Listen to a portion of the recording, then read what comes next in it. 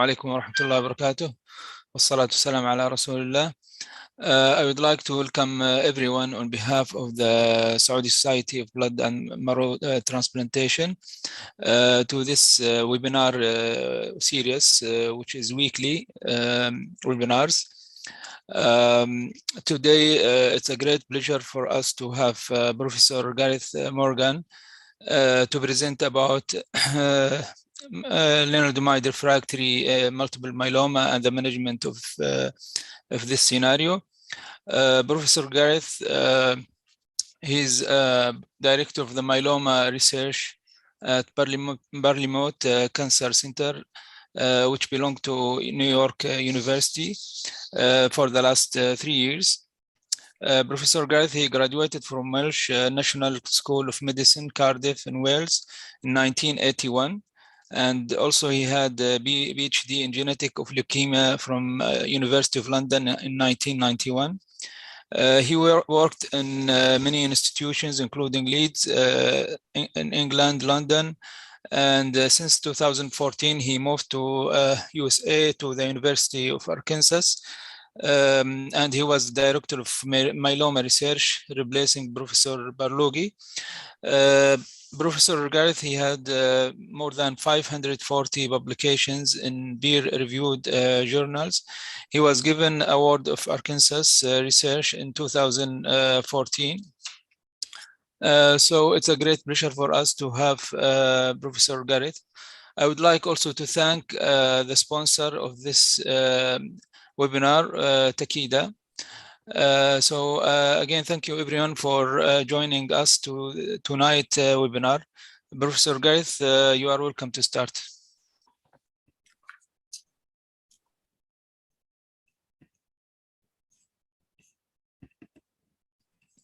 So I should say it's a pleasure to be here and to have been invited to give this talk in this prestigious society. So thank you very much, Dr. Al-Sarani. I was asked to speak about lenalidomide resistant multiple myeloma. And I thought I would introduce the talk by showing some data that we've generated about the use of lenalidomide maintenance after stem cell transplant. And you can see it was associated with a hugely significant improvement in progression-free survival, with progression-free survival coming out to 3 years.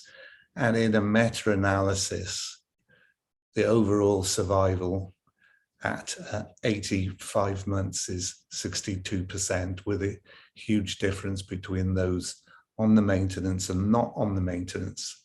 And so, as both of these trials were predicated on giving maintenance until progression,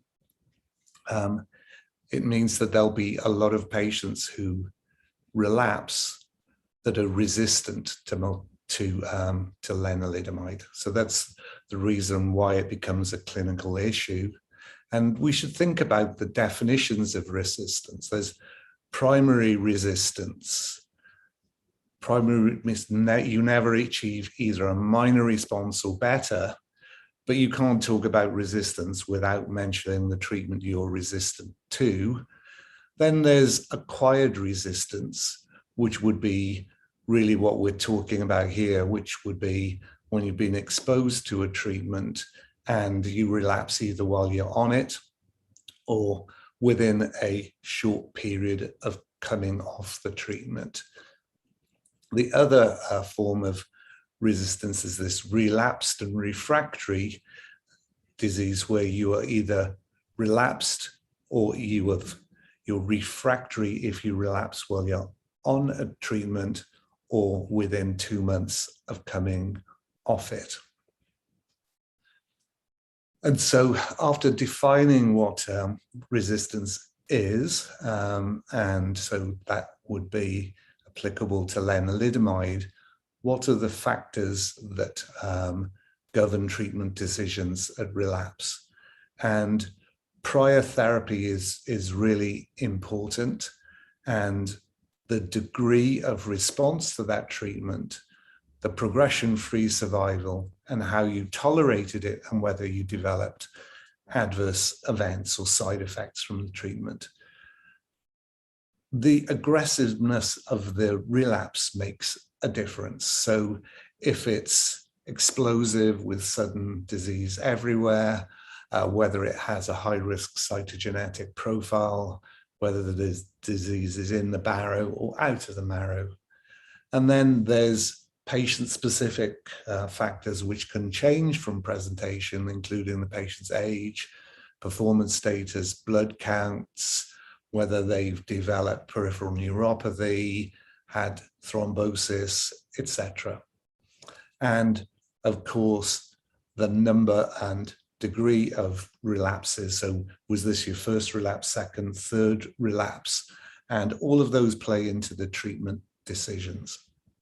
But just to show you the extent of the exposure to prior lenalidomide in clinical trials.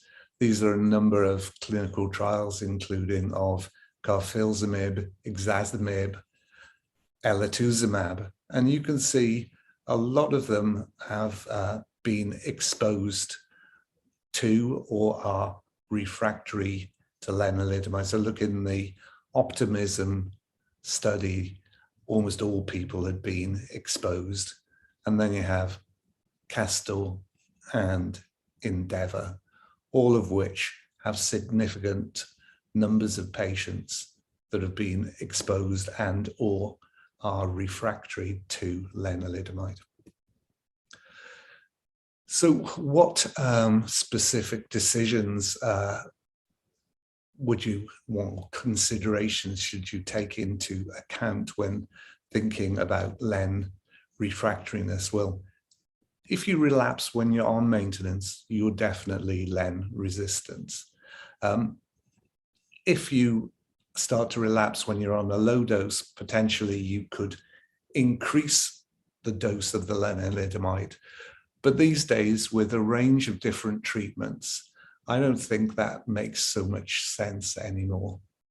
The other important thing, were you treated with len as a monotherapy or as a combination therapy? So it has become standard, more or less, in our institution at least, to use a 4-drug regimen at disease presentation. And so exactly what you received at presentation makes a importance, as does the time off treatment. So those things considered, what should you be aiming for with your therapy? So this kind of represents the development of multiple myeloma, which gets increasingly complex over time because of these evolutionary biology concepts. But what you really need to do with your treatment is to both control all of this genetic diversity and get patients to a deep response. So rather than using one agent or 2 agents, I think these days using either 3 or 4 drug combinations is likely to be more effective and to be able to deal with this degree of genetic complexity. So address the complex biology. You should aim to maximize the response rates and the depth of response. The treatment should overcome resistance, and that will be helped by combinations. You can then maintain responses, personalize the treatment decision based on the patient's prior treatment. You could consider disease segmentation, but there's not much evidence for that currently, but I'll show you at least one treatment that may be important. So the other important feature that I feel has changed is that people would say that you should wait to treat relapse until the patient has developed the features of end organ damage or CRAB. I think this hasn't kind of stood the test of time, and in the clinic, out with clinical trials, I think the aim should be to treat patients before they develop the features of end organ damage or become damaged as a consequence of active disease. And there are a number of prognostic factors, including the rapidity of the rise in the M spike, the level of light chains, renal failure, whether there are high-risk cytogenetics. Importantly, the duration of the initial response is important. If you relapse within a year of a stem cell transplant, you're likely to have very poor prognosis disease. If you relapse at year 5, maybe you could almost treat with the same treatment you used at presentation. And this illustrates the impact of time to relapse. So if you relapse greater than 24 months after a stem cell transplant, you have a much better outcome than if you relapse within 24 months. And so there is a significant difference there. So this is something to take account when you're selecting treatment. This is some data on repeating a stem cell transplant. And this can offer patients a very good response. You wouldn't go straight into it. You'd want to use some form of induction treatment, but you can get durable, progression-free and overall survival using a salvage second autologous stem cell transplant with 200 milligrams per meter squared of melphalan. I think that's just more data from a different source showing the impact of stem cell transplant, which is better than just using standard chemotherapy with cyclophosphamide by a significant amount. So those are the more clinical decision points. But these days we have a number of agents which you can consider using. You can consider using pomalidomide, proteasome inhibitors, including carfilzomib, HiDAC inhibitors, histone deacetylase inhibitors, panobinostat. Monoclonal antibodies have become very important. XPO inhibitors like selinexor, BCL2 inhibitors like venetoclax, and more recently, these T-cell engagers, either bispecific antibodies or CAR-T therapies. So if we go back in time really to these decisions about different IMiD drugs, what is clear, they have a distinct mechanism of action targeting drugs to the proteasome for degradation. And so the spectrum of action and the proteins degraded by pomalidomide is very different to lenalidomide. So although it belongs to the same class, it is clearly more active and can work when lenalidomide is inactive. And this just shows some preclinical data from mice showing that if you breed for len-resistant tumors, those tumors can be sensitive to pomalidomide. And this is pretty much supported by clinical data, which is much more relevant. And this is the MMO3 study of low-dose dex versus, or POM plus low-dose dex versus high-dose dexamethasone. And you can see that there are very similar outcomes as to whether or not you've been exposed to lenalidomide previously, failed len and bought. So it can work in that subgroup of patients. And that data is broken down a little better here, showing that it will work in prior thal, no prior thal, len refractory, bought refractory. So you could use pomalidomide, but what I would say to you is that the traditional and probably the best advice is to switch classes of drugs to a drug that the patient isn't refractory to.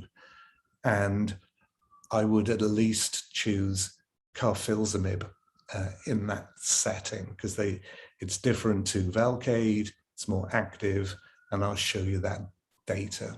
And so the Endeavour study is where the data for the efficacy of carfilzomib over bortezomib is shown. Assuming Bort was used during the induction regimen, I think it makes sense to at least switch to carfilzomib, which looks to be more active than bortezomib as a single agent.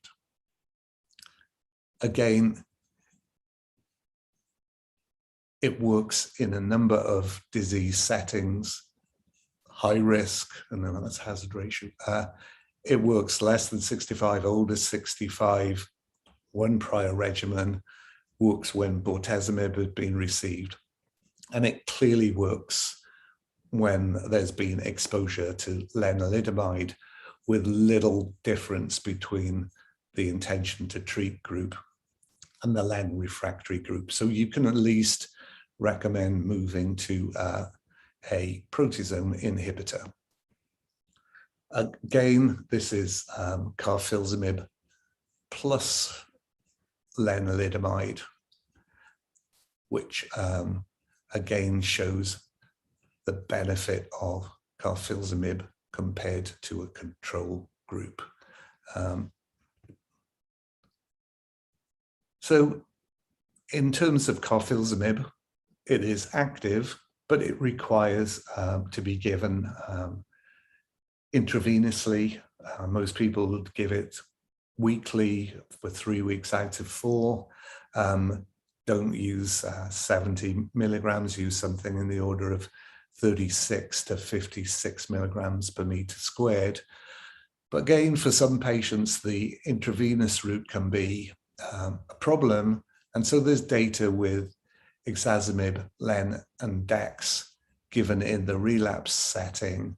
And you can see that this is an active drug combination that's effective at relapse, that provides you with a useful oral and active drug treatment in this setting. And interestingly, although I can't see this, the group that does the best are the group that had ixazomib and had an excellent response and became MRD negative. So you can see you can get very good outcomes using ixazomib in the maintenance, or not in the maintenance, in the relapse setting. It's a different mode of action to lenalidomide. It works in lenalidomide exposed patients, so it offers really a useful regimen. In contrast, I'm not sure what to say about adding HDAC inhibitors to proteasome inhibition. There is a good study, the Panorama 1, which shows the addition of panobinostat to bortezomib improved outcome significantly, especially in a high-risk group. It was well tolerated, but there is reports of the drug being quite toxic, quite difficult to stay on, and certainly in the US, it hasn't become widely used, though there is some kind of move to reintroduce panobinostat in combination with a proteasome inhibitor.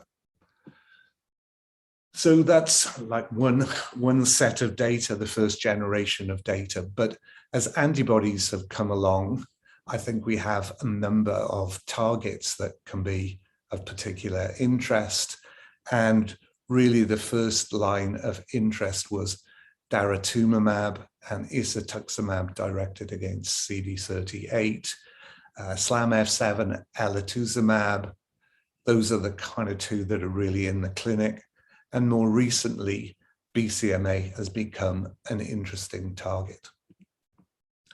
So Daratumumab's interesting because it recognizes the myeloma cell, which is down here, fixes complement, macrophages, and natural killer cells.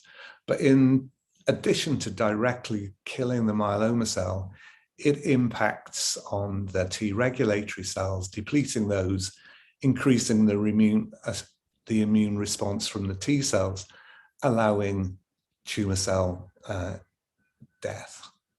And this is the Pollux study, and I get confused as to the difference between Pollux and Castor. They were twins, I know, but Daratumumab plus Len plus Dex was tested in Pollux, and you can see how much better the duration of PFS was for the Daratumumab arm compared to a Len-Dex arm. So Dara plus Len is active.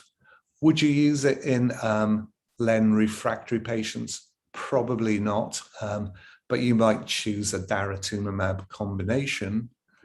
And here is a Dara plus bortezomib combination that was tested in Castor.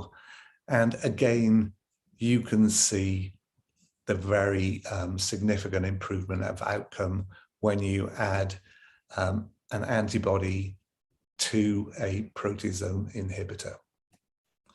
And in both of these studies, both Castor and Pollux, it's possible to see the increased depth of response that was achieved with both of these regimens. So using Daratumumab in Len refractory patients makes sense. Elotuzumab, in comparison, Elotuzumab is an active drug, but I would say, based on the combination of the Eloquent data with the Castor and Pollux data, that probably you'd be best picking a treatment with Daratumumab or Elotuzumab, which is shown in this slide, which has a similar mechanism of action to the Daratumumab, but doesn't have the infusion reactions. So this has been looked at in combination with pomalidomide, which could form an interesting combination for Len refractory patients. And in this study, you can see that combining, we'll skip that, combining Elotuzumab plus pomalidomide gave very good responses. And this has now been combined with carfilzomib, pomalidomide, and tested in randomized clinical trial settings. So you have, therefore, Daratumumab, you have pomalidomide, you have carfilzomib, you have ixazomib, and swapping class of agents makes sense. You could consider using targeting of apoptosis in this setting in the group of cases with the 11-14 myelomas where they have oncogene addiction, and if you remove that addiction, in this case kind of alcohol, then the patient will get into problems, and in this case you remove that addiction and the cancer cells will die, and the more messed up they are, the more likely they are to die.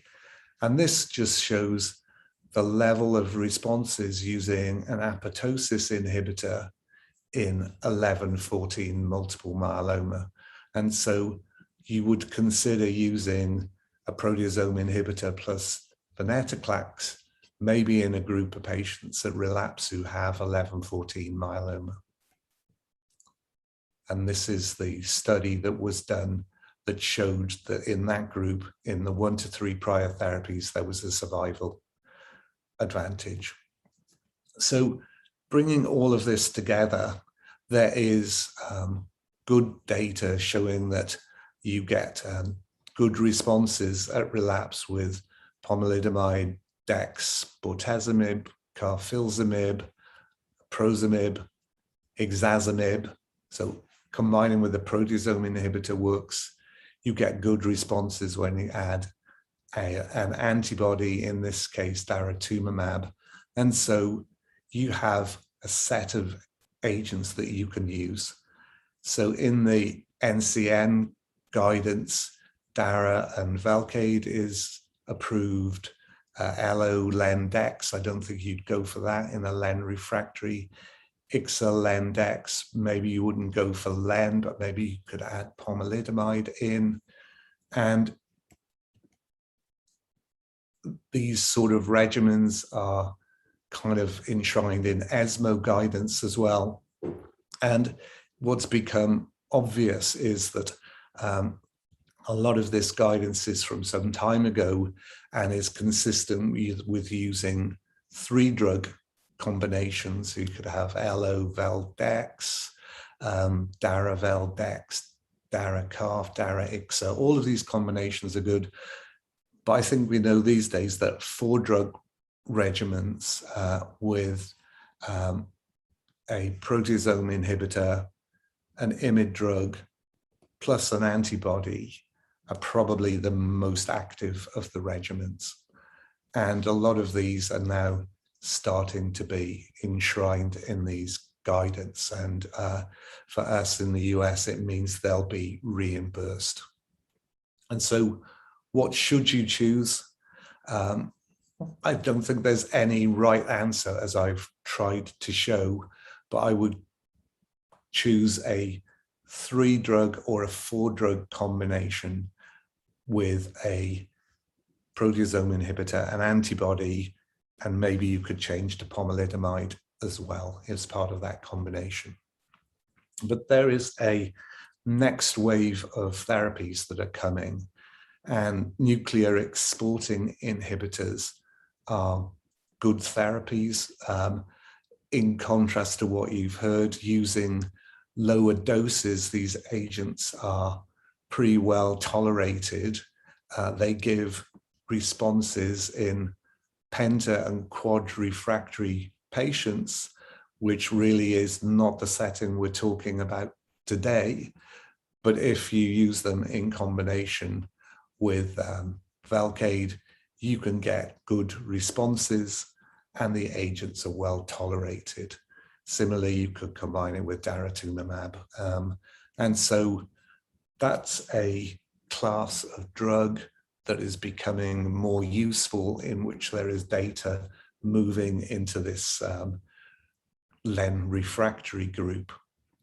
But perhaps globally now, most excitement is around T-cell engagers, which seem to be highly active in relapsed and refractory cases, but they're so active there that the next years will see them rapidly moving up into the first and second line settings, and they're likely to be used in combination with proteasome inhibitors and IMiD drugs, in which case the same considerations will apply. And so belamaf is not a T-cell engager. It's highly active. It delivers a drug conjugate to the myeloma cells by targeting BCA, has excellent responses of 70% and upwards. Its side effect with the current doses is keratopathy and blurred vision. So you have to reduce the dose and you have to give more time between doses if you're going to use this in the first line setting or first second line setting. Bispecific antibodies, including those against BCMA, teclistamab, or against GPRC5D, talquetamab, fix the T cells to the tumor cells. They give responses which look as good as CAR T cells, and the outcome looks good in the relapse refractory setting. And there's a set of them. And then as we conclude, we can talk about CAR T cells, which are proving difficult to manufacture and difficult to get into the clinic. But in the group of relapsed refractory cases, when you have a good response, which occurs in 80 to 90% plus of cases, then you can remain in remission for 32 months and beyond, which when you compare that to historic data, it I showed you the pomalidomide data in a less refractory group, and you can see how effective these agents are. And this is the KARMA study showing the kind of very good overall response rates, the number of deep responders, and the duration of response. And this is the Janssen product, which similarly has excellent outcomes.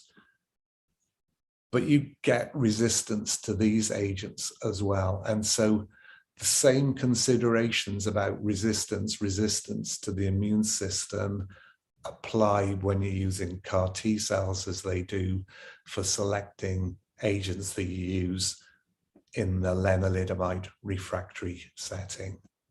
And so I will conclude there. Thank you for your attention. Pass the screen back to Dr. Mohsen for question and answers. Thank you, Professor Gareth. Excellent presentation and overview about this becoming a complicated scenario of the disease. Especially, we are very exciting to have this many agents. And the good thing, at least in our situation here, we don't have all of these agents. So we have to select from what we have. But I'm sure in your centers and other USA centers, it is a dilemma which agent you will choose in the relapsed cases if you don't have clinical trials. So now we'll open the Q&A session. Please, if anyone has any question, you can post it in either in the chat or the in Q&A box, and we will ask Professor Gareth about the questions. So we have one question: at what lenalidomide dose should we say it is lenalidomide refractory? I mean, maybe this is after the inpatient on maintenance. At what dose should we? This is lenalidomide refractory, 10 milligram or 25 milligram. What do you think, Prof? The standard dose would be 10 milligrams for 21 days out of 28. People can stay on that for a long time, and so that would be the standard. And a lot of people have chosen to increase the dose of lenalidomide for people who are starting to relapse. So if you're slowly relapsing, I can see that increasing the dose to 25 milligrams makes sense. I used to do it a lot, but when you have a range of proteasome inhibitors, I think you can choose from a proteasome inhibitor these days rather than trying to eke out the lenalidomide for as long as possible. And so I would only say, yeah, so if you're progressing on len, I would say you're refractory to it mostly, and there's not much to be gained by increasing the dose. Okay, thank you, Prof. And also, if the in case of the patient he was maintained on lenalidomide, then he stopped lenalidomide, and shortly after that, like after a few months, 2 months, 3 months, he relapsed. Would you consider putting him back on lenalidomide or just start as second line agents? So I would always swap to a different class of drugs. And so I think a proteasome inhibitor would be one of the key drugs that you'd swap to. So a proteasome inhibitor plus an antibody. And if you wanted to stick with an IMiD drug, I think swapping to pomalidomide makes sense. Okay.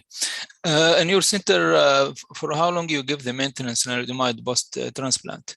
So because people are doing so long, or doing so well, rather, I think it's difficult to treat now until progression. And so certainly for newly diagnosed transplanted patients. So we treat for 2 to 3 years as maintenance. And not many people relapse within that 2 to 3 year period. A lot will relapse outside that period. But I would still try and swap to a different class of drug. Okay. Another question.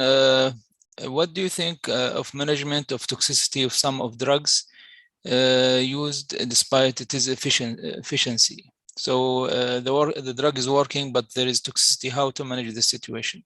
Do you So, shift to another agent or reduce dose, or what do you do? So, like Daratumumab is very well tolerated. Proteasomes inhibitors can be different. So bortezomib has peripheral neuropathy as a major problem. And so reducing the dose promptly and looking for peripheral neuropathy is important. Ixazomib really doesn't have peripheral neuropathy as a side effect. So that is a good choice. Carfilzomib similarly doesn't have peripheral neuropathy, but in older patients or people treated with anthracyclines, there can be this issue with shortness of breath. But like, though, kind of reducing the dose, but basically you can pretty much give full doses if you have access to a range of drugs, and using ixazomib doesn't have peripheral neuropathy. Okay, thank you. Another question from Dr. Ahmed Abdul Wahab. For the frail patients, relapsed refractory disease, what is your preference for first line and second line? So for first line, I would use the data from the first study and use Revlimid plus Daratumumab. And then if they were relapsing after that, I would probably use Ixazomib plus pomalidomide. They're both oral agents. You can maintain people on them long term, and you can adjust the dose in frail patients, and they don't have to be in the hospital a lot. And when I was in Arkansas, we had people that lived, say, an hour and a half drive away from the hospital and they couldn't get in. And so if you can't give the subcutaneous injection, having access to an oral agent is a really important thing. And I think you can consider Ixazomib as being the oral equivalent of Velcade. Okay, thank you. For which group of patients you will consider second transplant? So they would obviously be younger patients, ones who you thought that the mortality and morbidity would be low, and I may not do it these days at first relapse, but when you came to second relapse, I think thinking about going back to a stem cell transplant in younger patients is a really important thing. And you may want to induce them with a combination at relapse and then transplant them again. But for me, I would think that for poor responders who are more than 24 months since their first transplant, that you can seriously consider doing a second transplant and expect to get good outcomes.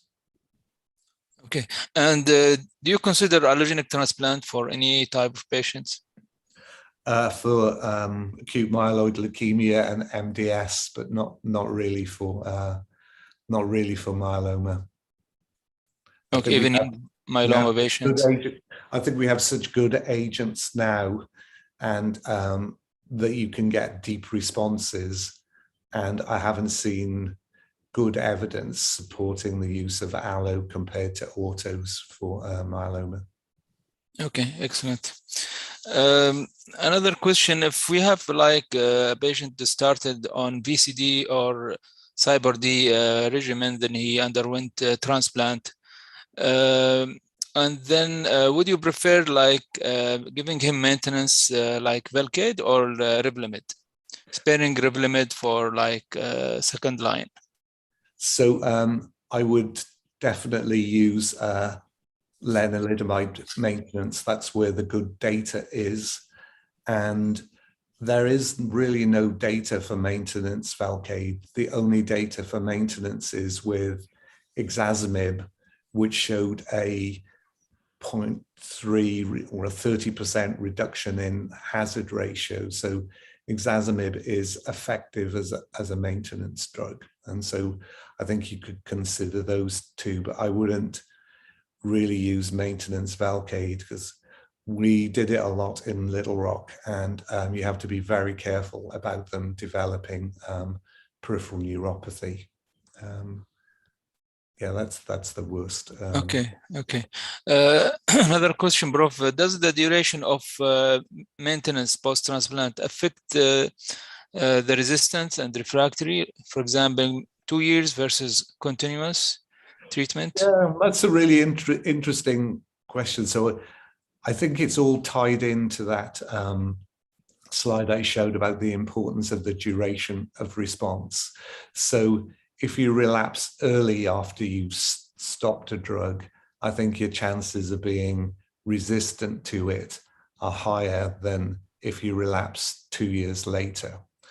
And so the question really in my practice is, if you've been exposed to the 4 classes of drugs at presentation, what do you do at relapse?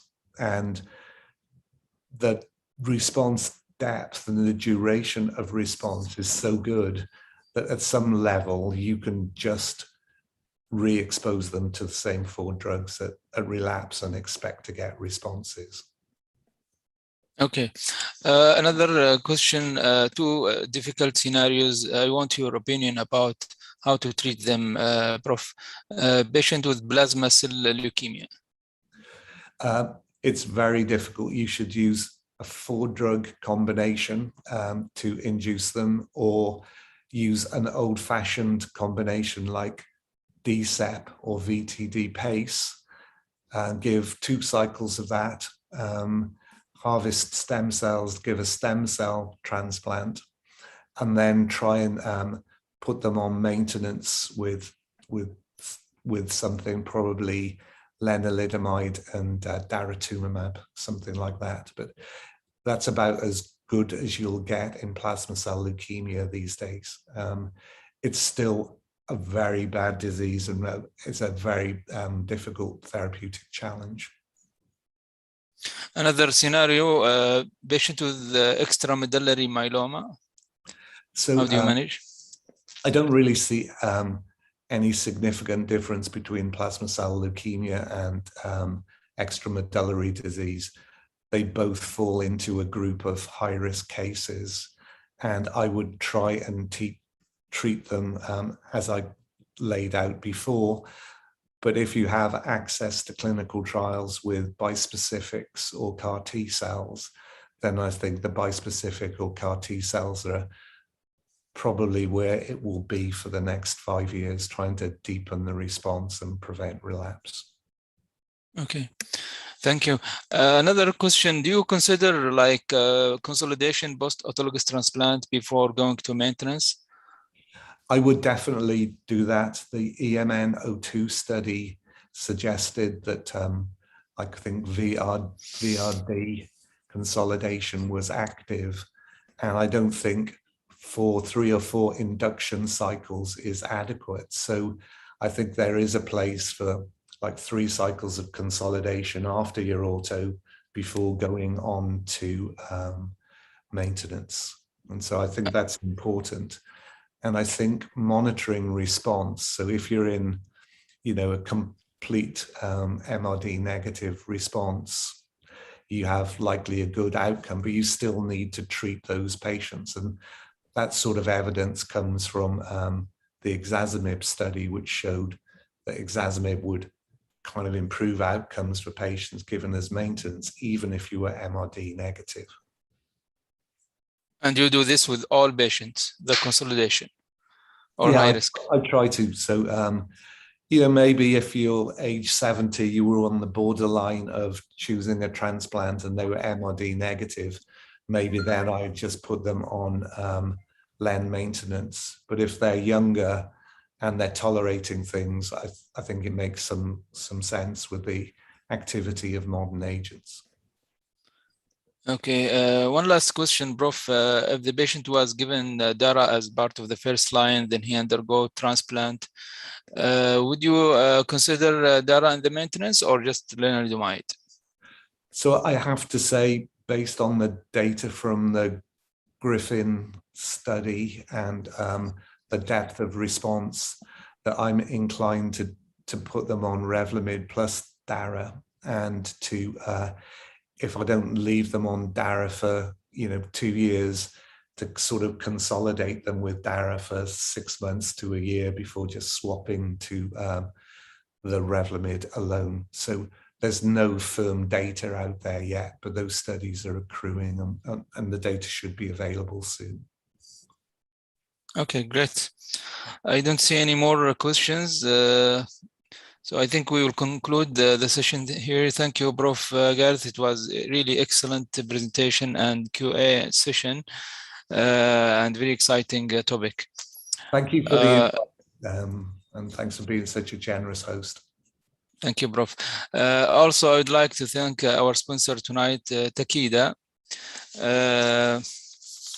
And I would like to announce the upcoming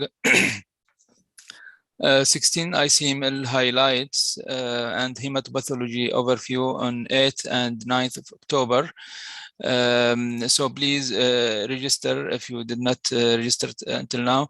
It will be very exciting and excellent 2 days in October. So again, thank you everyone. Thank you, Prof. Thank you all attendees for the tonight webinar, and see you. Bye-bye.